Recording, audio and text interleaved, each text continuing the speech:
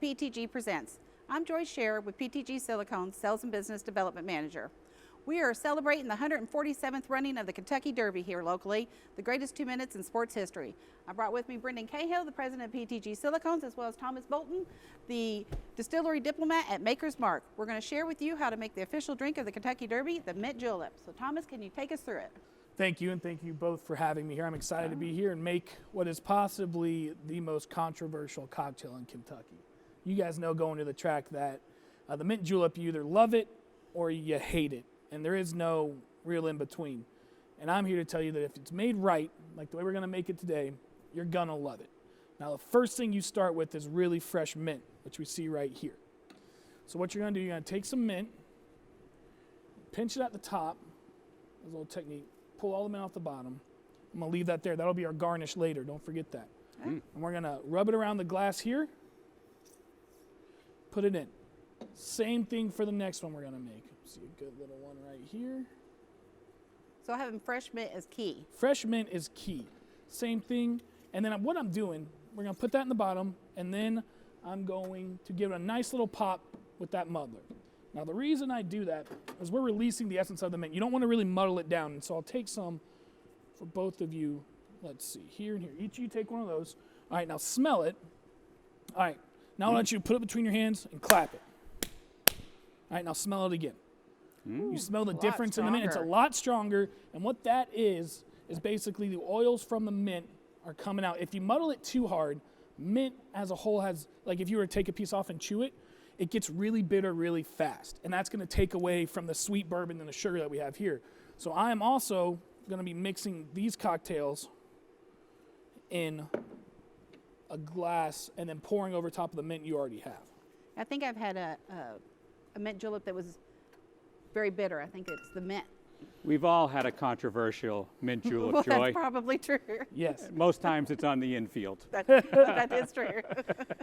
So when you're making a cocktail, you start with the least expensive ingredient first. That way, if you mess up going through, you don't have to throw out any of this delicious Maker's Mark that we have here. And we'll get to the Maker's Mark here in a second.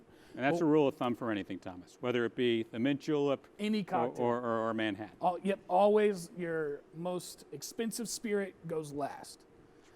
Now, what we're making for you guys today, the recipe is very simple. It's a half part simple syrup. And what you see right here in my hand is a raw sugar simple syrup as opposed to a white sugar simple syrup that you see right here. I like this in a mint julep because it's a little bit earthier and it plays with the sweetness of Maker's Mark a little bit better, and it's not overly sweet. So we're going to go a half part of that, fill it all the way to the top. And where do you get simple syrup? Is that something that we can make, or So we yeah, can provide a recipe? You can make this at home. What I did, I used sugar in the raw or turbinado. You can find it in any of your local grocery stores. Equal parts sugar, hot water, stir it until it dissolves. It'll hold in your fridge for about 2 weeks. Oh. And then you're going to go 2 parts. That's the good stuff. Yeah, the good stuff. This Maker's Mark. This I like to call it Loretto Liquid Gold. We're based out of Loretto, Kentucky. This is a wheated bourbon. We're 70% corn, 16% soft red wheat, and 14% malted barley. So basically it plays on the front of your palate. Excellent when it comes to mixing cocktails. Now we're going to get some ice in here. Do you know, Brendan, they served 120,000 mint juleps in the 2 days of the Kentucky Derby between the Oaks and the Derby? It's a lot of mint. It's a lot of I want mint. to say it's a lot of mint out there. Okay? And maybe some bourbon too. All right, and so when we're stirring this, we're doing 2 things here. We're actually chilling the cocktail down, right? We all know that. But then the other thing you're doing is diluting. We're adding water. And what that's doing is helping balance out the cocktail. So stir that up. Okay, and now while that's going to sit and continue to balance out, next is probably really one of the most important parts to a good mint julep is the ice you put in the glass. We're using crushed ice here, and you want to fill this bad boy all the way up.